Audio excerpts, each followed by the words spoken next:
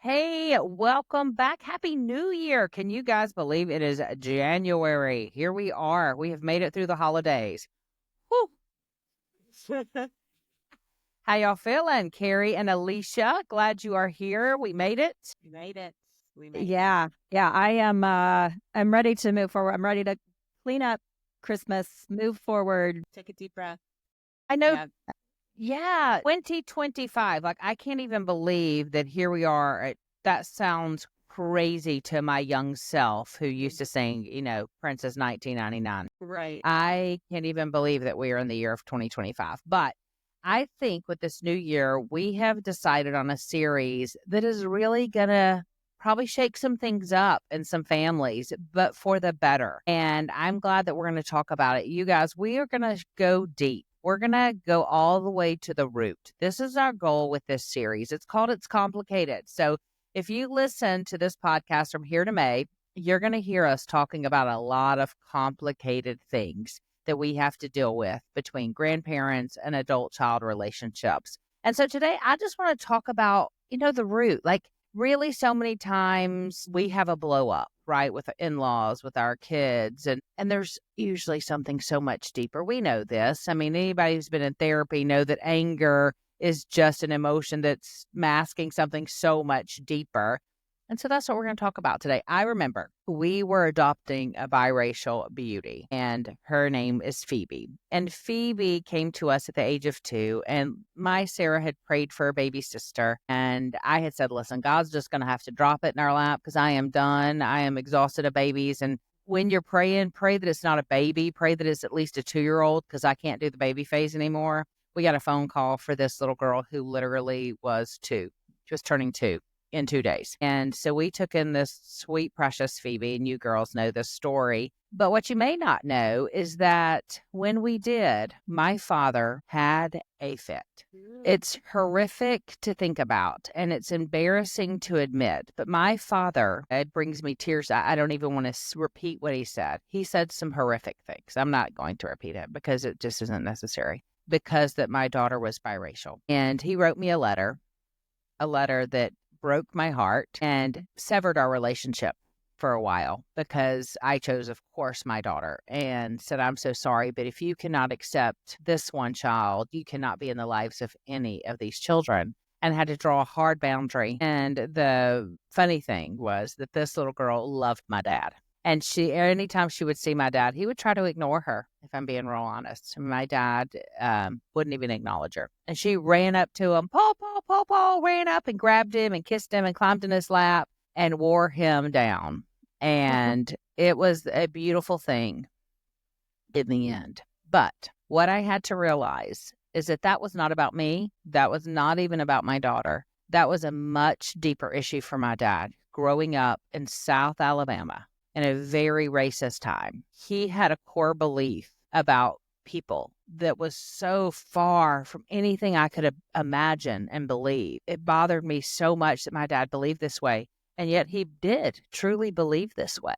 And so that is probably one of the biggest examples I can think of how it can ruin a relationship when things are so much deeper. And if you're willing to have some hard conversations, and we did have some hard conversations about the deeper issue there. And he eventually did accept my daughter and did come back into our home. That daughter, just to finish that story, you may know she was with us for 3 years, and then her mother would never sign over the rights for us to finalize the adoption, and someone in her family took her abruptly away from us, which was heartbreaking. So anyway, that was complicated.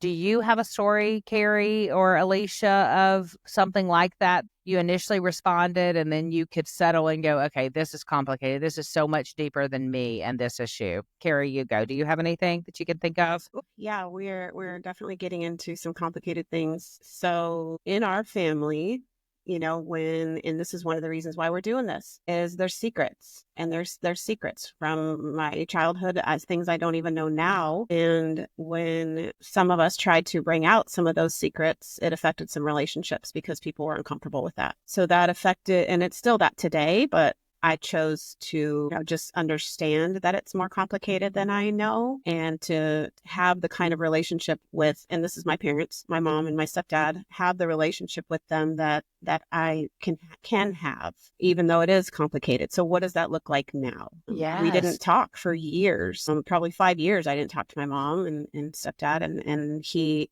didn't have a relationship with my kids. Now that they're adults and can make their own decisions and understand the story as much as I do, they can make that decision to have that relationship with him. But I had to make a choice to say, okay, here's as far as it's going to go. How much of a relationship can I have in this space? Yes. And it is very complicated, but also understanding that sometimes those things are, like you said, just that's why we're here, are deeper than we even know. Carrie, you're so right. The family secrets, that is on my notes for today is, y'all, we don't even think about that. It was a different, we talk about generational differences. That's one of the biggest things that make it complicated. It's just time. It's so funny now that I'm on the older end. And do you remember when we were younger and we would make so much fun of our parents and their music choices and what they thought was risque? And we're like, oh my gosh. And now it's us. Like, I'm saying some of those same freaking things. I'm Yeah. like, can you even believe that is out there? I mean, and it's part of just generational differences makes it complicated. But then you add in the secrets. The secrets make it real complicated. I, like you, had a lot of family secrets. Listen, it's not a secret anymore. But when we were moving my parents out of their home into assisted living, we found their marriage certificate. And we uncovered that my parents were married later than they told us, and then discovered that my older brother was not biologically my father's. And we were like, what? And here's the thing, but it made sense, because if you looked at the relationship between them, it was always different. And the relationship between my parents and the relationship with my brother, we always suspected there was a story because of how everyone behaved around my brother and my parents, but no one ever said. And so we were left to fill in the blanks and create stories, as our brain does, right? When our brain doesn't know, isn't it Brene Brown who says that we write a shitty first draft? And we do. We create this draft. And so we would make up all these stories. We would joke and say my brother was the mailman's kid or the milkman because he didn't look like the rest of us. Well, then we find out just a few years ago that this is actual true, that this secret has been going on and my entire extended family knew about it, but us siblings did not. Well, that was complicated, and that changed the dynamic, of course, between my brother and my parents. And so those family secrets have consequences. And listen, I'm not about you have to divulge everything from your past to your children. I don't think that's necessary if you really feel like that's something you don't want to share, that part of your story, but there probably are consequences for that. Because when things are said, it could trigger you because of your story, but you not say it and you react, and all they see is the reaction. And I think we contribute to the complication if we're the one keeping the secret, And so I know with my parents, they were keeping the secrets, and it did complicate my brother's relationship with my parents. It's a fascinating thing to study. I would love to study that whole thing at a deeper level. But it is deeper. Alicia, do you have anything? Do you have a story of where something was complicated and you realized that the root was so much deeper than you even knew at the time? Yeah. So my parents, my mom left when I was 8. I'm an only child. And eventually she filed for divorce. I think it was like 10, something like that, 10 or 11. And I never really understood why. It seemed like my mom was the bad guy. My dad stayed home with me while my mom went to work full time. And then she was trying to finish up her college degree at night. And so my dad was the main caregiver of me. And I didn't understand. It seemed like they were fighting, but I didn't really know. My mom took me to a therapy appointment that she had. I think she had been going. And so she decided to take me with so that she could tell me with a therapist that we were leaving, and we were leaving the Chicago area, living with my dad, and his parents were 2 blocks away, used to run away to their house all the time. And we were moving to St. Louis, which was about a 6-hour drive. That was far to my mom's parents and her family up there. And I never really understood why. Of course, once she filed, I thought, well, it's going to be fine. They'll get back together. Whatever it is, in my 8, 9-year-old mind. Eventually, when she told me that she was filing for divorce, I became very angry. I was very angry and I was pushing and pushing and pushing against her. I would not have wanted to deal with me. I was probably like 10 or 11. And yeah, and I, called her names, and she finally kind of out of exasperation said, Alicia, your dad is mentally ill. I was like, no, he's not. You're mentally ill. Oh, But that wow.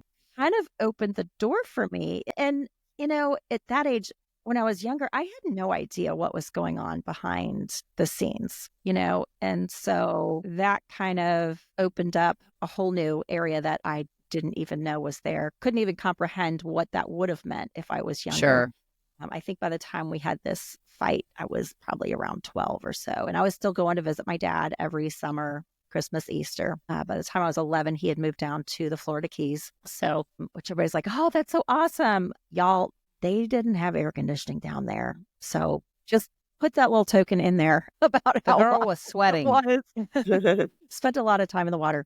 But yeah, that was kind of a hard slap in the face for me of, okay, what is going on? Who is my dad? What is this relationship with him, and the relationship that I had kind of growing up with him once he was down in the Keys and up until I got married at 17 was very different from the little girl that played with her daddy when she was younger. And became complicated, right? Your It story with became your dad is complicated, complicated. Yeah, Yeah. it's complicated. I think that, when we look at the root, I was thinking of what are some possible root causes, and we've said some already. It's the secrets. It's the generational differences. It's the expectations. I think the expectations is a huge reason that we have complications in our relationships with our children and children with the grandparents and adults that are their parents. I think, have you ever seen that where you expected, like, let's say as an adult and with your parents, that you expected something from them and they didn't deliver, and that caused a problem in your relationship? Do you have any times where you can think that happened? I know I do. I think every Yeah, time go I ahead. went to go visit my dad, I was in my head, it was like, this is going to be awesome. We're going to do all this stuff. And after like a couple days, it was very clear that he was going to be very manipulative of me with the time. I would be frustrated and angry and rebelling, trying to do what I wanted to do. Only child Yeah. syndrome, I guess. But it's kind of like having a baby, right? I didn't really remember all the pain. I just remember the good part. So every time I'd go down, I'd be like, oh, it's going to be great. Then I'm like, oh my gosh, I can't believe I'm here again. Hmm. Yeah, Yeah, I know, for just sure. with the holidays Expectations being, of what I thought it was going to be. yes, with the And it holidays, was and I not. think I even mentioned this when we talked about holidays. It's just that expectation. I remember any family gathering, it was expected that I would be there no matter what, that I would do the driving from Atlanta to Birmingham, which is about a 3-hour drive. But it didn't matter how many kids I had, where I was, but my parents expected me to show up.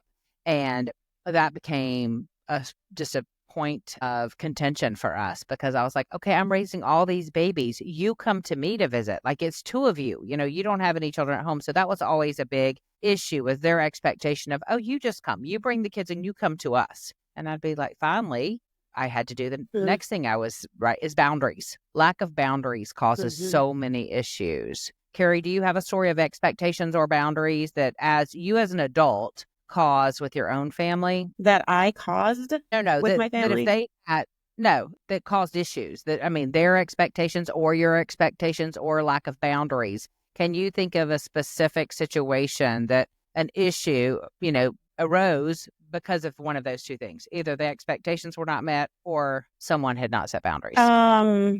And we're kind of bouncing around to like whether I'm the child or the adult and all that. So I could say, for a child, it was different, but I'm going back to being an adult. Yeah, When, I'm yeah, thinking of more when we're adults. We're yeah. adults having to deal with our parents. Yeah, that's what let's talk about that. Well, so like I said, we didn't talk for years. Yeah. Probably 5 years, and they live in a different state. My parents do. My dad, actually, he was an alcoholic. I haven't told much of that story, but real quick, we didn't talk for 20 years. He was an alcoholic, just, I mean, that's a whole thing, but tried to find him, found him. I didn't know if he was alive or not, and did some research and found out, Larry Walker. There's so many across the United States. So we took a chance and just picked the one that was in Colorado, which I was thinking where he lived. Anyway, it ended up being him. It was a trailer park. He's an alcoholic. It was awful, awful. But going with not with the expectation that he's going to just say, "Oh, my girl," wrap his arms around me and say, "Where have you been?" Because that did not happen. But I kind of did have that expectation that he Okay. would be, I haven't seen you in 20 years. And, that didn't happen because he's broken. And I also learned as an adult some of his story, which caused then I'm like, that is why you or one of the reasons why you're did this or this or couldn't show up for me well as a daughter, and be the Mm, dad that I needed. And so it was good to hear some of his story, where I think as growing up, like, I don't care what his story is, just love me, just be the dad I need you to be, not understanding of or having the course. capacity to Yeah. understand where he came from. And that wasn't my job as a kid. That's his job to be my dad. Right. Right. But when the tables do turn like that, and we do have to become the kind of quote unquote adult in the relationship, it was easier for me to see and understand and have empathy for him and go, okay, man, you didn't have a chance. Yes. I think of boundaries. I mean, again, I'm talking as an adult. Once I had children, I definitely didn't do a great job of setting boundaries. I remember I would have the expectation because, I mean, y'all knew me when I had young kids, and I was super, super organic. Don't feed my kid a sugar. Like, don't even offer a sugar crystal. They will only eat, have honey or whatever freaky thing I was doing. And I remember we had so many problems because of that. So many problems because I had all these rules for my kids and I wanted my parents to follow them. And my parents were like, "You are a freak. I'm going to buy the kid ice cream. They're probably starving for ice cream." And they would. They would go get them ice cream. And then I wouldn't know what to do. I'd be so mad. Did you have any of that kind of stuff, or you didn't, either you set boundaries and your parents didn't follow, or you didn't set them? Neither of y'all had that. You weren't close enough to your families. Both my mom and my, Jeff's mom, whatever the boundaries were, whatever it was that I wanted to do with the kids, they pretty much went with it. Nothing. I don't think there was anything that they were kind of like, "Oh, we're doing that anyway." Well, But here's on the the reason flip side, I think I also kind of gave them permission to be like, "Hey, if you Mm, want to take them to get an ice cream, you take them to get an ice cream, right? Let yeah, them have the fun time with you. When they get back to my house, no snacks for you. We eat yeah, vegetables." yeah. Well, and maybe that was part of the problem is that, I was on my high horse about it and I, wanted that. But again, the reason I bring that up is because there was even that had something deeper. My mom and dad both grew up very poor. And food especially was limited. And so both my parents had somewhat of eating disorders in the sense that because when they could get food, especially sweet treats, they loved that. And that was almost a sign of love to them if they had a sweet treat, right? Because that was something they didn't get a lot of as kids. So for them, it was a way to show my kids love, was giving them a sweet treat. But I was such a brat about it that I would get mad at them over it when it was not a big deal. I mean, it wasn't. And so that's why I was bringing it up, because I think there are things, and this is for our young moms. This part I want to say. So if you're listening to this and you're the mom with the mother-in-law who wants to sneak freaking ice cream and you don't want them to have it because you feed them only quinoa with honey as a treat, it isn't I mean, we've done that. It's not a big deal. Like that one ice cream once a month even is not going to wreck their immune system. Now, if they were giving it to them every day and, that would be a different story. But when they saw them, if that was something, is it worth the damage to the relationship? And I think that's what we want to really talk about. There's deeper stuff, you guys. There's deeper stuff. Yeah, Alicia, go. Well, and Kathy, I think to that, if the daughters-in-law will look deeper, I think you're probably going to find some deeper stuff there too, right? Yes. Maybe some deep feelings of disrespect and inadequacy and control, that maybe there was something going on in their childhood where they felt like they had to have this control. And when the mother-in-law comes in and says, "Oh, we're just going to go for an ice cream," they feel disrespected multiplied Yeah, because of Mhm. what the root of their feelings are. that's I so think good. that's Right. And important to that's kind of identify that so for the good. young moms too. Where's Yeah. that Yeah. coming And Yeah. from? I'm the same way as for you, all of us. Kathy. Yeah. I was Uh-huh. really strict just on food, and then coming into this, family with Kurt and his parents, like she was all the things, all the sweet treats and all the microwaved hot dogs and all the things. And I feel like Yeah. for me was like my life was so much out of control that was one place where I could control for my kids was Mm, the food and what they were eating. And I took it to the yes. extreme so much. Yeah. So, Same. yeah. And I think for us, because we can look back, and this is why I love that we're doing this podcast, because we do sit in the middle. I feel like now listen, we are older. These women watching or listening are like, girls, y'all are older. You're not in the middle. But we are, we still kind of are, because we can see the generation older than us, and we can understand now a little more that we're moving towards that. But hopefully we're not so far removed that we don't remember how it was to be the young mom. I mean, I do remember that. And now that my parents are gone, I have guilt over that. I do. It wasn't a big deal. I hate that I limited so many things because I really was on my high horse. I was like, my kids are going to do this. I'm the child development specialist. We're going to do it this way. And man, in the end, that stuff did not matter. But what would have mattered more is that my kids had time with their grandparents. How lucky were they to have that time? It didn't matter if they had an extra piece of candy while they were there. But at the time, I thought it was going to ruin everything. So the other thing we have to think about as a root cause is intergenerational trauma. And Alicia, I think you just touched on this, that everyone has to be willing to take a look at their own stuff. Mhm. I want to challenge you that as we go through this series, and we've got some good things coming up that we're going to talk about, that you be open. Don't come into these episodes with, I just want to hear how I can convince my mother-in-law to think about the same things I do, or her political beliefs the same as me, or her religious beliefs, or her parenting style, or she just needs to learn how to communicate. How about we all agree, or the mother-in-law who's like, that young thing, she don't know nothing. How about we all agree that we're going to listen to the series and we're going to be open to learn, including you, me, Alicia, Carrie. We all be open because listen, my relationship with my kids and daughters-in-law and sons-in-law is not perfect. Is yours? Do you all sit here with perfect No. relationships with your No. kids? No. I mess No. stuff up all the time. You're what? I mess stuff up all the time still. All the time. All the time. And so I think one, you have to decide as we talk about these topics, whether it's going to be, is it a generational difference? Is it unrealistic expectation? Is it a boundary issue? Is it trauma that's unresolved? Is it a cycle of repetition? Is it just habit? Somebody does this out of habit.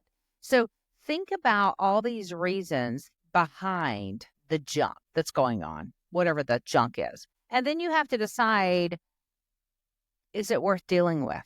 Is it something you're going to fight for? And I think that also is something you have to ask yourself. Is this relationship, do I want to change it? The relationship now and possibly for generations to come, right? Because we do have the chance to break the cycle. I saw somebody post about mother-in-laws. We send memes to each other. If you're listening to this, one of the things that the three of us do is we send awful things to each other that people say about their mother-in-laws. We just, right? Can y'all think of some of those that we've sent at each other? Really bad. And we said, listen, let's change the narrative. Let's go on the offense as the mother-in-laws and say, we want it to be different. And how do we do that? So, Carrie, can you tell us, because you've been looking at some of the things we're talking about, what are some of the topics we're going to dive into in this series if it's complicated? Next up is politics. Yikes. Yes, new president coming in. That's made some people happy, some people sad. Yep. Yeah, that's going to be a good one. Yep. Scared. Yeah, that's what I hear a lot. Yeah. Religion, differences of religious beliefs. I mean, yeah, because can't get any not more only complicated than that. I agree, and not only with our in-law, our daughters-in-law and sons-in-law, but our own children. I mean, we think, well, we raise these children; they're going to believe like us. No, they often don't. And how do we navigate that? I think that one's going to be a real important one. What else? You've got differences in parenting approaches throughout the generations and also within sibling families. Oh, so good. That's right. Because not only do you have parent-child, I witnessed this. We went to the grandbaby's birthday, and you had cousins there with their children and different people, and the way they were all parenting their children was different. And I thought, oh, there's some chaos is brewing because of that. That's such a good point. Yeah, we're going to talk about that too. Yeah, parenting styles is huge. Yeah, different communication, how we communicate different ways. I mean, I see that in my family here, just being a red personality, a D personality, whatever you say, versus like a green or an S, or whatever you want to say, but just communication styles and the way we all communicate. We're going to dive into that a One little thing, bit. let's pause on communication because I have it in my notes to talk about that. Here's the thing with communication, you guys. It's got to be effective, even if it's not your communication style. And we're going to talk about that in depth. But one of the keys, and I'm terrible at it, I'll be the first to admit it, is listening. Not just listening, active listening. So as we go through again this series, I want you to challenge yourself to actively listen to what we're talking about and actively listen when you're having communication issues and you're trying to work out something with your family. What are some components of active listening? Let's talk about them. Carrie, Alicia, what are some components of that? If you're active listening, what are you doing? Shut your mouth. Number one, you are zipping, asking open-ended questions, not yes, no question, asking those probing open-ended questions. Yes. What else? I'd say empathizing with Yeah. the person who's talking, Right, trying to empathy. understand where are they coming from. And Eye so be willing contact. to rephrase and ask to clarify so that you do understand that. Yes, eye contact. Like, don't be looking at your phone. Look at them. So many body language experts talk about too, even your body language. Like, don't be sitting back in your chair as they're trying to come to you, swiveling and doing that. Because Arms what does crossed. that say? Arms crossed. You Closed. send a message of I'm closed. So be, even in your body language, lean forward, be willing to be open. And with your words, say, hear you. I'm going to take this into consideration. All of those things are active listening. And if you do need to take notes, because we're getting old, sometimes we forget things. So, if you need to take notes, let them know, hey, I'm just going to jot this down so I remember this because this is important to me. But be an active listener when we're going through this series. And then when you do dare to try and resolve some of these things that we're going to talk about getting to the root of, make sure that you're being vulnerable enough to do that. It takes courage. It's hard. Y'all, it is so hard. Yeah. And so don't think if you're the daughter-in-law that the mother-in-law has it easy over there and she's just waiting to attack. Don't assume that, because often her attack is also covering up a root of her own issue. And so we all have to be willing. And this is the podcast series to share with them. If you're waiting and you're wanting to share this with your mother-in-law or your mom, just say, hey, I found this great podcast that talks about all the things that we need to talk about. Can we listen to it together? And then maybe we can talk through it. Then we've done the ice breaking for you. And so that will.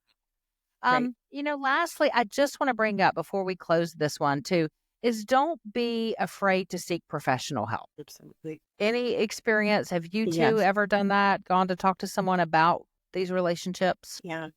I've been through tons of therapy. Thousands upon thousands. We've put kids through college with our therapy bills for sure. I don't know that I've ever, definitely I've had therapy sessions that are around my parents and our relationship and things that went one way or the other and trying to kind of process all the things that have happened. I have been to therapy regarding my kids and all the stuff that they have going on. I've been to therapy for my marriage and trying to work things out with that. Lots of therapy. I would love to actually do some therapy with like our whole family now. Like, wow. Yeah. Me, Jeff, and our adult kids. I don't know if that'll ever happen, but I think talking about the roots of things, I think there are so many things that are so many roots within our family that things happen when they were all growing up and now they're grown and people haven't processed all this. And it's just growing roots of bitterness. And it's like, oh, well, I'm a grown up now. So, things happen and you'll see somebody do this crazy thing. You're just like, oh my gosh, like what? They're unhinged. Like what just happened? Right. But it all goes down to what their root is. That's right. I think that would be a very healthy thing for families to do. Yeah. So if we get to that point, I will let y'all know how it goes. Yeah. Yeah. And I think willing to, if it's just yourself, to give you, some boost in that or some good support, because often then we go to our partners and that isn't always the right move, so sometimes you do need a professional to listen objectively and to help walk you through that. Carrie, what about you? Yeah, absolutely. Because like we talked about earlier, those secrets, when there's secrets in the family that we know as kids, we say a narrative to ourselves. And oftentimes that narrative isn't true. And we carry that with us into our relationships and into our adulthood. And then it goes into our kids. And so I have done some therapy around my family situation. I would not have been able to spend a week with them last week. Mom, I love you. But with them last week had I not done that. Right. And it was accelerated resolution therapy, ART therapy. It's fabulous. If you guys have, it's sort of like EMDR, life changing in order to get to that root and find out what that is so that I'm no longer carrying that. And I'm no longer bringing So that good. into my relationships with my spouse, my kids, even my grandkids, right? It's how those generational things go Yes, along is we just it is. don't Yeah. deal with it. So I have a question. You were talking about secrets again. As kids, would we have wanted our parents to just tell us the truth? Because there's people listening now that may have some secrets in their family that think they're too heavy for their kids. I don't want to tell my kids about this or that. And some things are, but would we have wanted our parents to just tell us the truth? What do you think? In my case, I would say 100%. Yes. Remember, I also carried some secrets in my family. I carried that secret of abuse, of sexual abuse that I didn't share. And I wish that I would have said that as a child because I definitely carried it into adulthood and did finally share it as an adult. And I had expectations of how it would be received, and that was not met. So that was complicated too. So on both ends, whether you're the one carrying the secret or you suspect there's a secret, I don't know. I would say yes.